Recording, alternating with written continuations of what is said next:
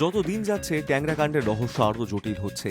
প্রণয় দে, প্রসূন দে এবং তাদের পরিবারের সদস্যরা একসঙ্গে শেষবার কি খেয়েছিলেন অনুসন্ধান করে দেখছে পুলিশ।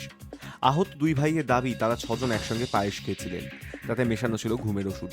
পুলিশ সূত্রে খবর, ঘুমের ওষুধ ছাড়াও আরও কিছু সেই পায়েসে মেশানো হয়েছিল, যা খেয়ে মৃত্যু হয়েছে 14 বছরের কিশোরী প্রিয়ম্বদার।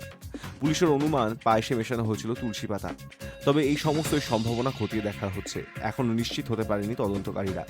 প্রণয়, প্রসূন এবং ওই পরিবারের কিশোর প্রতীপও এখনো পর্যন্ত হাসপাতালে চিকিৎসাধীন।